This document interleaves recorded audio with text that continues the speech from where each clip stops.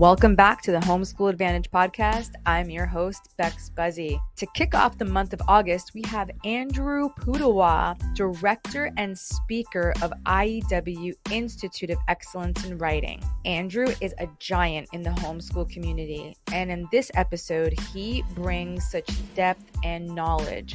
Andrew shares how homeschooling has changed, developed, and grown in the last 20 years. We get to learn about the beginning and legacy of IEW and his humble beginnings as a violin teacher. We will also be discussing the philosophy behind IEW's teaching methods, how IEW's strategies continue to be used by college and graduate students who studied IEW in their primary and secondary education, and what is truly important during the grade school years. This conversation was by far a 5-star interview.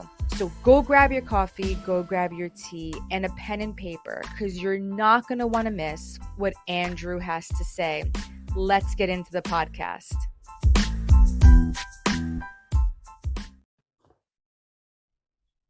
Welcome back to the Homeschool Advantage podcast. I'm your host, Bex Buzzy, and today we have Andrew Pudewa, a special guest. He is the principal speaker and director of the Institute for Excellence in Writing, IEW, as most of you know. Welcome to the podcast, Andrew. Thank you, Bex. It's good to be with you today. Awesome. This interview, parents, is very special to me because I found that the mission that the IEW has, and specifically in the homeschooling community, are very similar in sentiment to what the Homeschool Advantage podcast has. IEW, the Institute for Excellence in Writing, focuses on equipping teachers and teaching parents with methods and materials which will aid them in training their students to become confident and competent communicators and thinkers. And here at the Homeschool Advantage podcast, our mission is also to equip teachers and parents by connecting them with curriculum developers and programs that will aid them in training their children. Our goal is to empower parents, especially those who are on the fence, to jump over into this education style and understand it is not that scary. It's not what you think. And you're not going to damage your child. In fact, your child will be by far will supersede their public school counterparts, especially by the time they reach high school. And that there is so much support. So I do that by allowing you guys to hear directly from those who have invested their time, blood, sweat, and tears in creating these programs. And we just want to thank you, Andrew. I'm so honored to have you on and to host you on today's episode. So first question, wanted to ask, now homeschooling, we know, is the original source of education. That's the original way that we've educated. And with such a strong comeback now in the last couple of years for obvious reasons, how have you seen homeschool change and develop and grow in the last 20, 30 years? Yeah, well, we started homeschooling when the oldest two girls in our family, we ended up with 7 children, but the oldest two were 10 and 8.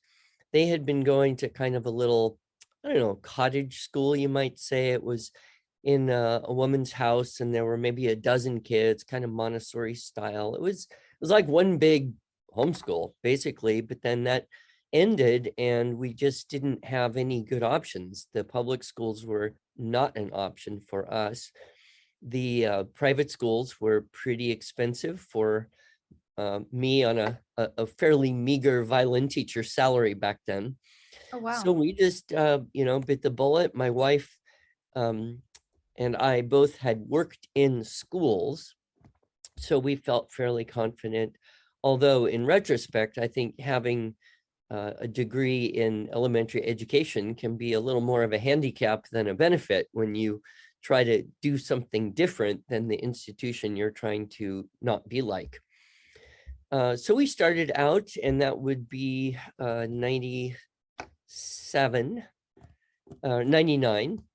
And then, 33 years later. So what has changed? Well, certainly the number of people homeschooling Mm. is now, it's common. In fact, it's almost impossible to talk to anyone who doesn't know someone who's homeschooling. So it's become very ubiquitous. Everyone's aware of the idea. That was true even before the COVID year brought a whole lot of people into that learning at home world. Another thing, of course, are the curricular options. You know, when Mm. people started 30 years ago, there were about two companies that maybe would sell you curriculum. They preferred to sell to schools, but here's these weird homeschoolers. Okay, we'll give you, you know, we'll sell it to you, but type of attitude.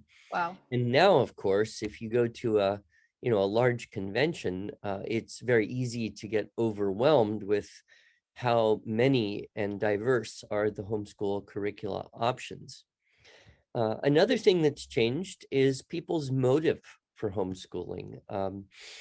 Back in the beginning, it was, I think, in the high 90% of people were homeschooling for religious or moral reasons. They were looking at the, what we used to condemn back then as the secular humanism that had and was continuing to take over public education. And while there are still a good number of people who come into homeschooling for that reason, probably constitutes less than a third total now. Other reasons that people choose to homeschool, special needs and special circumstances. Yeah. Realize that if they have a child who's got some gifts or challenges or twice exceptional, the schools are not able to meet those needs, they can do that better at home. Certainly another reason for homeschooling is just the belief that parents have that they can do better than the public schools or the private schools that are available. And oddly, there's a whole category of people now who homeschool for the reason there's no better option. They don't necessarily choose to homeschool because they want the idea of being at home with their kids all day, every day, but they don't see any better options. And those people very often will, you know, kind of shift over after a couple of years and say, oh, this is great, I would never go back.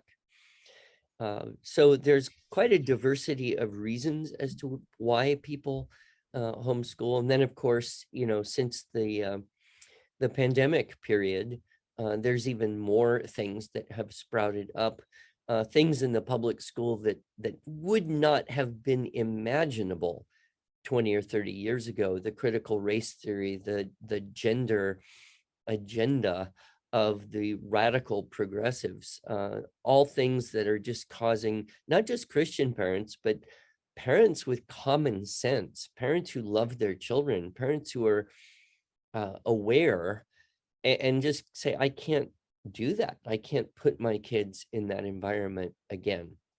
That's so true because it has become very dark, even for people who are not Christians. They are sensing that very like oculus, feeling within the school. And another thing that happened during COVID was parents started actually hearing what was being taught and they got wind of this and were like, wait a second, what's happening here? And I really am so thankful for that because I think it was too like undercover for such a long time. And I think parents just didn't realize or didn't think to even investigate deeper into what their kids were learning because they trusted the system and not realizing that yeah, there is an agenda. I've been a public school teacher 21 years and I don't think even teachers that are teaching realize the agenda, but but it's there and you can see it. And through COVID I woke up, believe it or not, and I've been a Christian for the same amount of time that I've been teaching. Mm. And I literally woke up and was like, whoa, I have been part of this system and not realizing how deep it does infiltrate into your brain. So I'm really glad that, it sounds kind of interesting that I'm going to say this, but I'm kind of glad COVID happened because it opened a lot of people's eyes. I'm sad at what has happened, but you know, what is happening now, the exposure for everything is so important and valuable. And I wanted to just ask, like, do you feel now homeschooling is more within reach and attainable than it was, let's say 20, 30 years ago? Oh, absolutely. The support systems that exist, everything from, the number of homeschool co-ops that has just grown and exploded over the last decade and a half, to programs like classical conversations that are more formal, that have an economic system, a curriculum kind of laid out. Hybrid schools are the fastest growing area of alternative education right now. And then, of course, online learning opportunities for, kids of all ages, whether that's online live classes, whether it's video streaming or asynchronous classes, whether it's dual enrollment classes for high school age homeschool kids, which is one of the things I'm most excited about. And then, of course, just the myriad of curricula opportunities. So, yes, the tools that are available to equip parents to be successful are so much more numerous and readily available. And those are, in most cases, connected with community. And I think it's in community where we really can start to get excited about what's happening. If you're just homeschooling yourself and your kids in your home, and you've got your husband who comes home from work, and how's it going? Did the kids read, write, and do math? Yes, yes, yes. But now it's really different. In fact, a lot of homeschooling families find that they can easily overschedule themselves with co-op this day and extracurricular that day, and a trip with other families on this day. And so you almost have to go the opposite direction and start saying no to some of those Yeah. things that might take you out of the home. Yeah. I love that you mentioned co-ops and hybrid schooling because I know a lot of parents want to be able to homeschool their children, but they work. And in those types of situations like co-ops and hybrid schools, there's an opportunity to like leave your child there for a period of time and then come back and pick them up, and kind of even in micro schools to be able to swap with families and do that, which I think really brings not only a dynamics, but the opportunity to still be able to work if you have to, at least part-time, to be able to have your child in a, in a homeschool type of system. And I've told parents a lot of times, because when I teach and my students, let's say they are absent for like a week because they get sick and I have to catch them up, I always tell parents it's not a real big deal if I'm talking to your child one-on-one, because what I teach within a week, I can do it within 30 to 60 minutes with your child. And they're always blown away by that fact. I'm like, the reason is it takes me so long throughout the week is because I have so many different children and I have so many different learning styles. I have so many different issues happening and interruptions and things of that sort, that if I'm just with your child, I'm able to give him the meat and the just the meat right there. I can take out the bones and give them, exactly what they need, and they learn it faster. And that's why I also think homeschooling is so amazing, because you're taking out all the other distractions and you're really able to build that relationship with your child. And I think that probably to me stands to be the most important thing, that parents are building that relationship, that they're taking back that aspect of their child's life, education, and they're building such a strong fabric.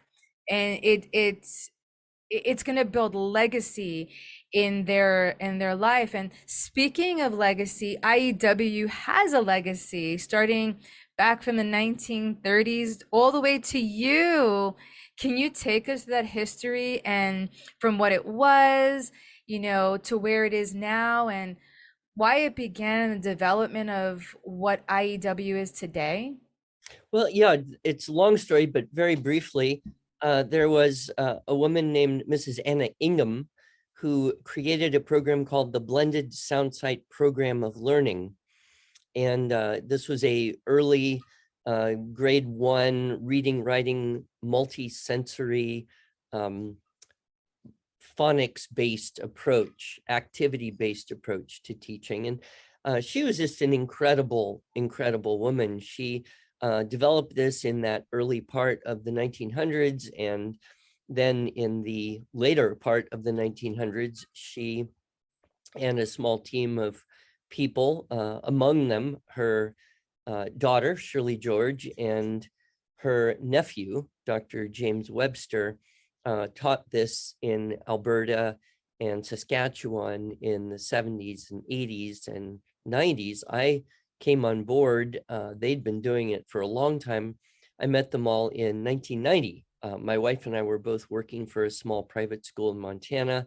One of the teachers was a Canadian who said, "Oh, you've got to come up and take this class. It's a fantastic course." It was a 2-week teacher training course. And so I did. I met Dr. Webster, learned the structure and style and composition program, came back, used it in the school where we were working at that time, thought, wow, there's a lot more to learn. So I went back the next year and took that same 2-week teacher training course again, came back.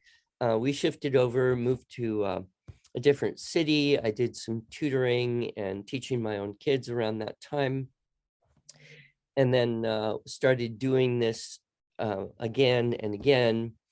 And they kept, I kept going back every summer. They said, well, if you're going to keep going back, you might as well just join our team and help us teach this.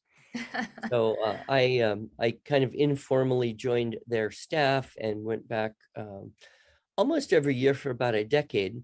And Wow. then in 1995, I decided to try and do a seminar on the writing program that I had learned from the Canadians years before, and was in Seattle. I was full-time teaching violin and kinder music. I was a music teacher, but I was looking for the side gig. I was looking for the thing that I could possibly do to make enough money to afford to still be a violin teacher. Wow. And so I got 20 people to pay $40 to listen to me talk for one day. And I thought, well, this has potential. So I did that again and again and again. And then by 99, I was doing better, running around teaching writing seminars and selling videotapes, VHS, if you're old enough to remember those. I remember those. And so selling tapes and teaching seminars, so that then in 99, I went full time into IEW, and it's just taken off from there. And now we've got, I don't know, 50 some employees and customers all over the world. And it is way, way, way bigger than I ever would have imagined. And I'm still in touch with the Canadians. They're all, well, Mrs. Ingham has passed on, but her daughter Shirley and her nephew, Dr. Webster, he's 93, 94 right now, Wow. I think, and still kicking. I used to go and visit him every year, or sometimes more often, but I haven't been able to get into Canada since the COVID began. And so I don't know if or when I'll even see him again, but I am working hard to continue their legacy and keep that striving for excellence and a high quality of language arts instruction going on. And we work mostly with homeschoolers, but we've got client schools and school districts and Catholic schools and classical schools, hybrid schools all over the country, also using the structure and style materials. Yeah, I interviewed someone actually who has her own academy and she uses your um actually two academies, right? I work with one academy, Awaken Academy, and then the other academy, Willow Ridge Academy.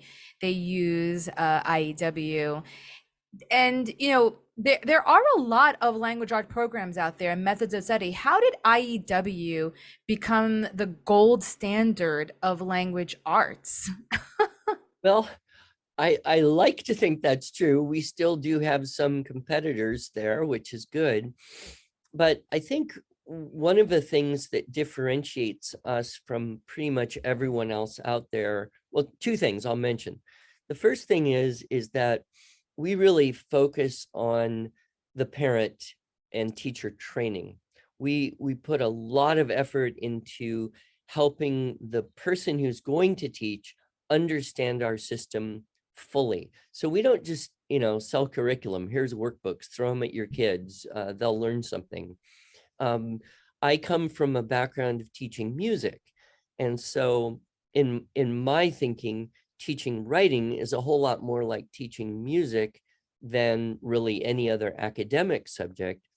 And one of the distinctives of Suzuki Method, which I was a Suzuki Method violin teacher, was to teach the parent.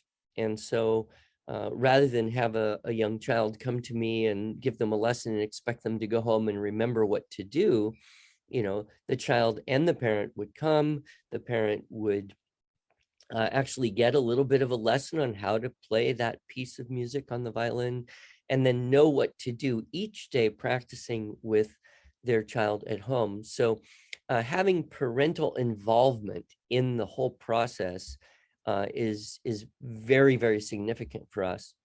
The second thing is that we do use what many people might call a classical approach.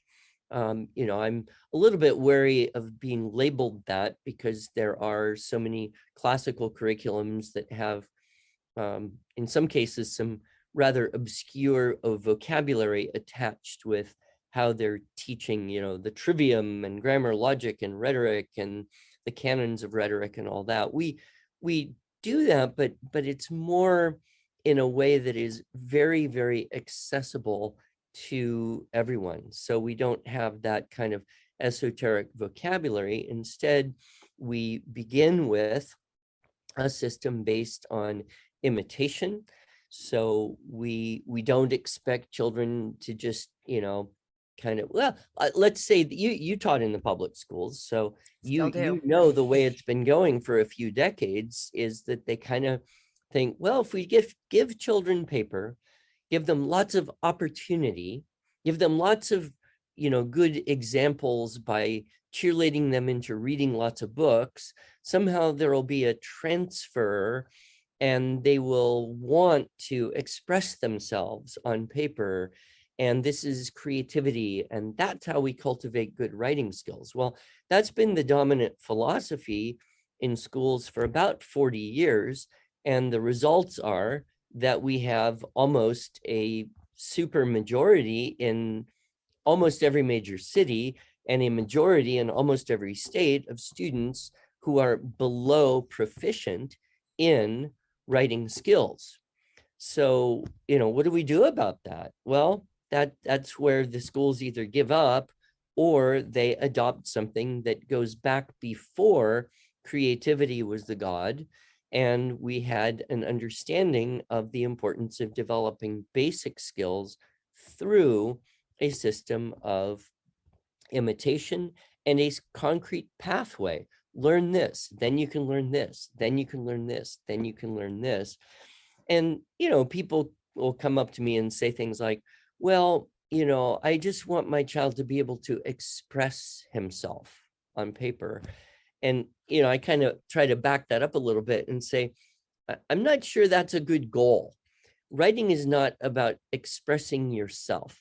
Writing is about expressing ideas. And, if you're lucky and you live long enough, you might have an original idea worth expressing. But for the most part, it's about taking in information and the combination and permutation of ideas and re-expressing previously existing ideas in a particular way for a particular audience. And that's really what the whole world does with writing most of the time. They do it with all of the arts of language. So sometimes that's a little bit of a, you know, adjustment for parents who came through a public system and they have this idea that it's all about creativity and self-expression. So uh, we do end up seeing children who feel like they are having a great time with creativity and self-expression, but I'm not sure the way to get there is to have that as your immediate goal. I agree, because I was a product of that very lacking language arts system. When I got to college, mind you, college, and I was a biology and chemistry major, Mm. and I had to write reports, and my teacher looked at my paper and said, "I don't know what happened to you." It's just like that. And I was like, "What do you mean?" He's like, "Your writing is the writing of like a seventh grader." And I was like, "Whoa." He's like, if even that much. He's like, "I have to grade your grammar." He goes, "Your content is amazing. You have amazing content, but you cannot write it." And I'm like, "Oh." So I had to go through remedial English, which still didn't help me. I didn't learn to write until, believe, and I'm going to be very honest, my first 3 years of teaching, where I had to imitate all of the people that I was writing my lessons from. Like I Mm. had to rewrite what they wrote to be able to have a good and then it began to click. And I was like, "Oh." And now I'm a really good writer. But that didn't happen until my 30s. That is crazy, right? It's crazy. And now I've been teaching, like I said, 21 years.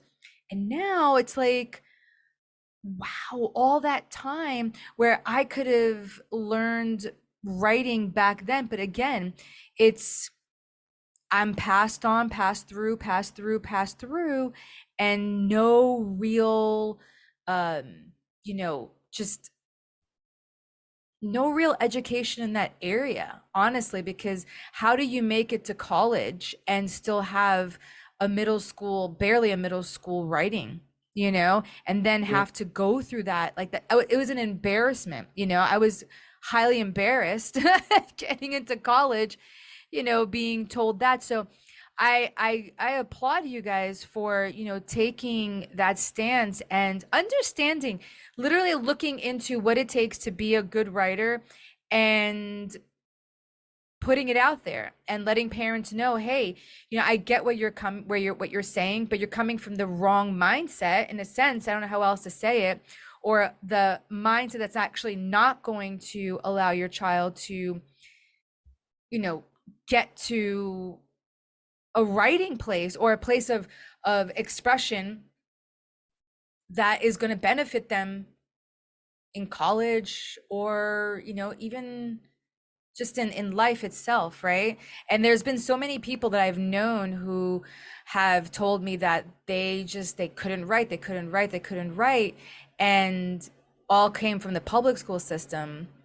And that really should not be, right? Like, you should be able to graduate high school with at age level writing, Well, or at least.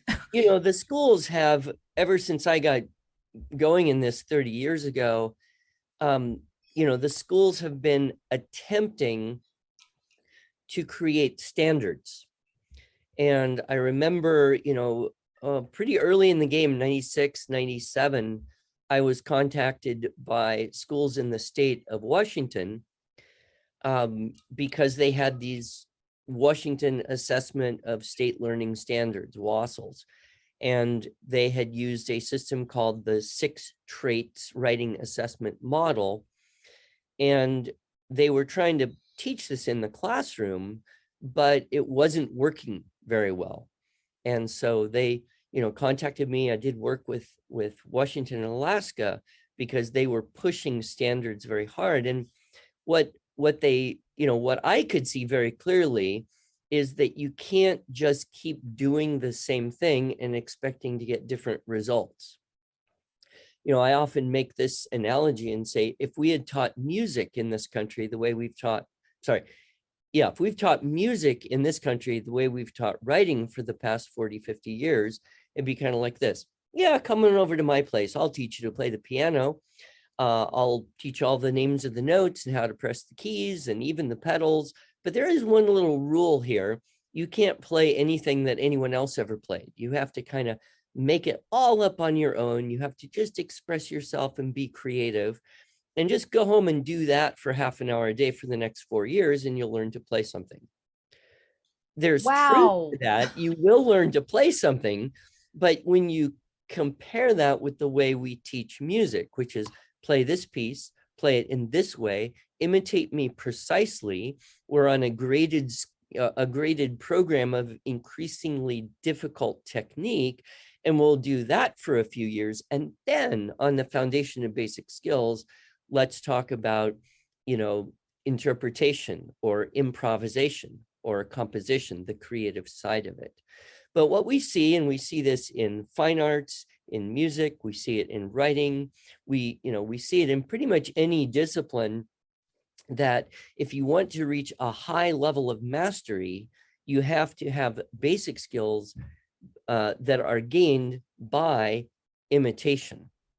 And so that's kind of the point of conflict between the modern mentality, which says imitation is a big, is the opposite, the enemy of creativity, versus imitation being the foundation of creativity. So our whole system kind of goes back to, a few hundred years or a couple thousand years ago, where rhetoric was taught, writing and communication skills were taught by taking something that had been already existing and then using that and representing that and honing the skills in that way before trying to stress this idea of originality and creativity. So philosophically, that's kind of where we are.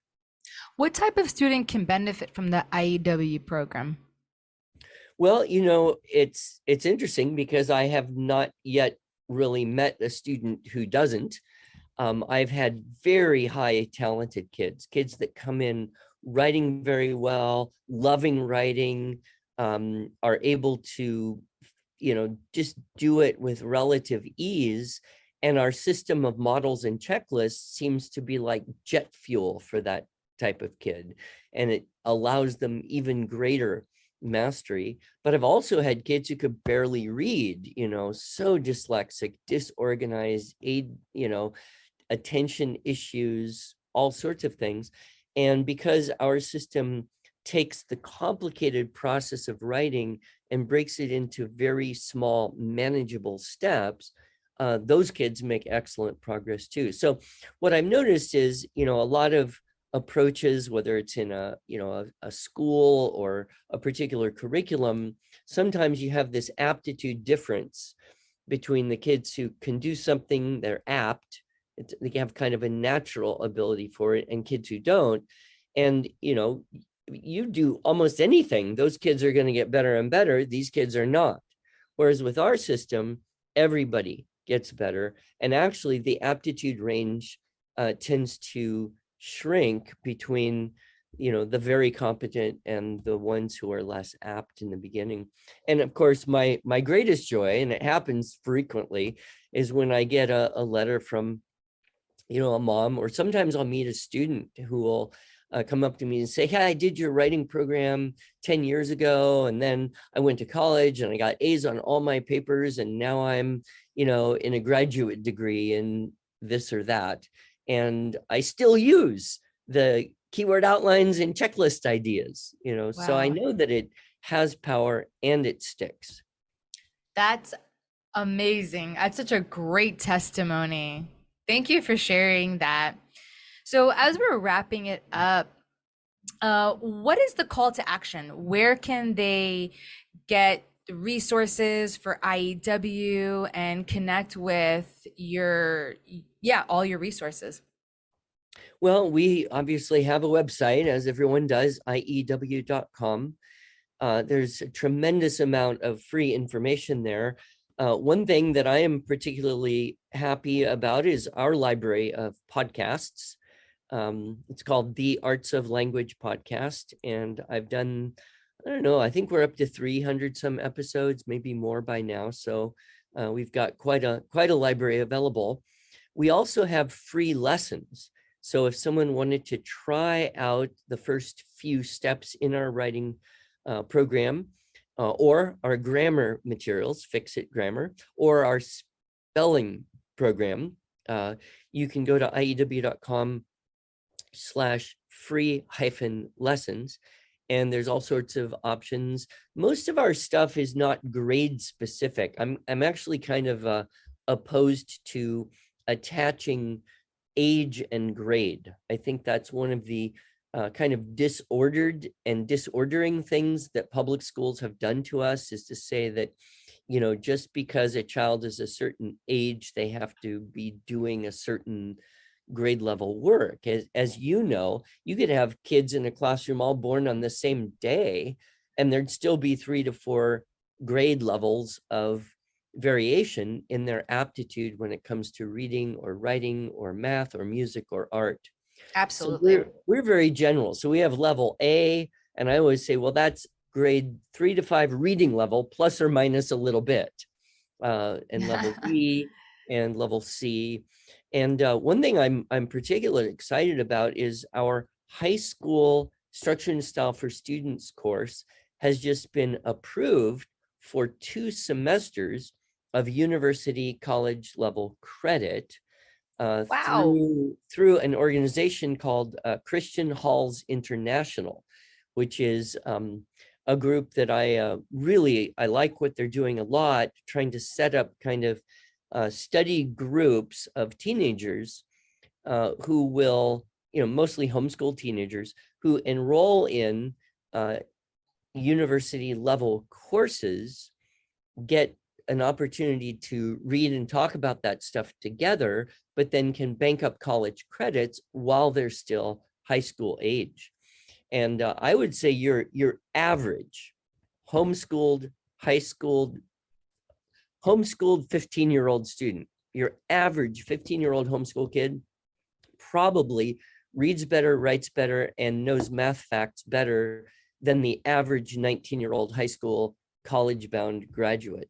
So, you know, the colleges have had to lower standards, and at this point, most homeschool kids could walk in and read and write circles around those other kids. So why not take that opportunity? I know any number of students who finished high school with 2, 3, or even 4 years of college credits, I believe it. you know, by the age of 18 or 19. So that's one of the better options, I think, that exist now. And almost all of the Christian or Catholic private schools offer these dual enrollment options for homeschool kids. They love homeschool kids. Why? Because they read what they're supposed to read, and they write decently well, and they know their math facts. And guess what? They like to learn, and they'll Yes. put in effort, especially when compared with so many of the kids who come out of high school with the attitude, well, the reason you go to college isn't to learn stuff, it's to party for more years and get a degree so you get a better paying job eventually. So the whole mentality of homeschoolers is just so refreshing to so many so many college and university level teachers. I agree with you so much. So we have 2 minutes, and I have one more question to ask you. Maybe we can log off and log back on, because I have one more question. Okay, sure. Yeah, because I'm running out. I have 2 minutes. All right, log off, log back on. All right. Okay. So as we are wrapping up, Andrew, it's been such a pleasure having you on and just hearing all of your wisdom, all of your expertise, and your experience. Is there one big takeaway you would like to leave parents with from our conversation today? Yeah, I think, you know, a lot of people come into homeschooling, and part of what motivates them is either avoiding something in the schools or doing something better for their own children than is possible in the schools. And a lot of it has to do with academics in their mind. And, one of the things about being old and having all of my children grown up, and all of my daughters who have school age children are homeschooling their own children. But in retrospect, it's easier to see clearly that academics is probably one of the least important things about growing up. Yes, we care. We want our kids to be able to read and write and do math and have general knowledge and be good citizens and have a foundation for their faith and all of that. And that's all kind of in that world of academic stuff. But if you look back in your childhood, and I look back in my childhood, and I look back in my children's childhood, probably most of the most formative experiences, the things that really mattered, that they carried into adulthood, that help really make them who they are in a big way, are not connected with the academic side of either homeschooling or growing up. It's really much more about relationship. It's much more about learning together. Test scores and grades and transcripts are a dumb game that the world put together to try and sort people into categories so they could be manipulated and controlled more easily. And I don't give much value to all that, because it's just an artifact. It doesn't mean, a transcript doesn't mean you learned anything. It just means you did time in a certain way. So I would say, this to homeschool parents, pray hard, make your decisions based on what you see are the priorities for each student at each time, and do a lot of stuff together, and don't get trapped into this doing school at home. Don't try to recreate the institution you're trying to escape. Instead, look at each child as having their individual talents and genius and strengths and challenges, and cultivate and nurture them as best you can, because in the end, it's who they are, it's their character, it's their spiritual self that will make the biggest difference in what they do after they leave home. One of the things, I read a book, I found it a very, very dangerous book, and I'm hesitant to even mention it to anyone because it's so radical. But it's called Raising Them Right by a guy named Theophan the Recluse. And his argument was that the sole end of the education of a Christian is the cultivation of appetites. And it's, when you think about it, when you leave home, it's what your desires are, what you want. What are you going to, where your heart is, there your treasure will be. And so if we can cultivate in our children an appetite for following Christ by living a life of service and selflessness and surrender to God's will, and even making sacrifices for others, that's going to be the spiritual depth that will help them really do God's will in their lives.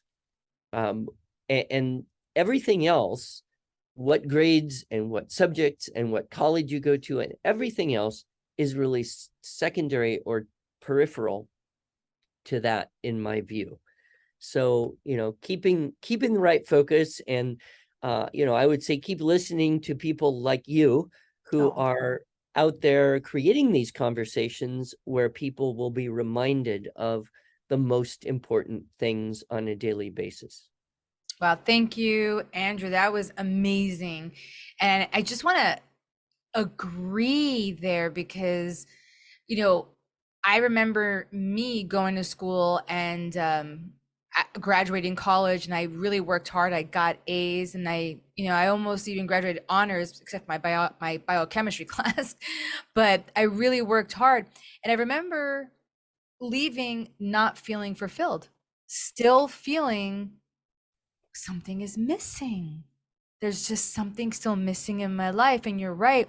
It wasn't until I did give my heart over to the Lord. It wasn't until I did give my life over to service, to give my life over to something larger than me and servicing other people and building relationships and building those types of connections. It's not until then that maybe everything I learned even made any difference, because by itself it was nothing. It wasn't until I was actually had, like you said, spent time with people, did fun things, had relationships, and really lived my life, and had the other things second, that life really didn't have more meaning now. So it's such a true statement that you made. I'm very thankful that you highlighted it, because I think that's something that maybe we don't think about, but we all feel it. We just don't know how to articulate that, or we don't even think to articulate it, because yes, we live in a system that highlights and champions the wrong things, I believe. When we champion other people, we champion family, we champion relationships and proper education, and all of that under the umbrella of the Lord, we really do have a fulfilling life. And those things are so much more easily cultivated in the home. And so the more time we have with kids in the home, the more likely we're going to be able to cultivate those lifetime, Christian core values and priorities. So, and I guess one last little thing I'd say is, so many other families may just be waiting for the invitation, right? Just come join us, come to a convention with us, come over to our home for a day, see how we live, because we need to help actually, I think, rescue more people from a system that is increasingly dysfunctional, disordering, and harmful to children in our country today. So keep up your good work there. Yay. Awesome. Yep. There it goes. Welcome. People, come to the homeschooling arena. You'll never regret it. Thank you again, Andrew. It was great having you on today. My pleasure. God bless you.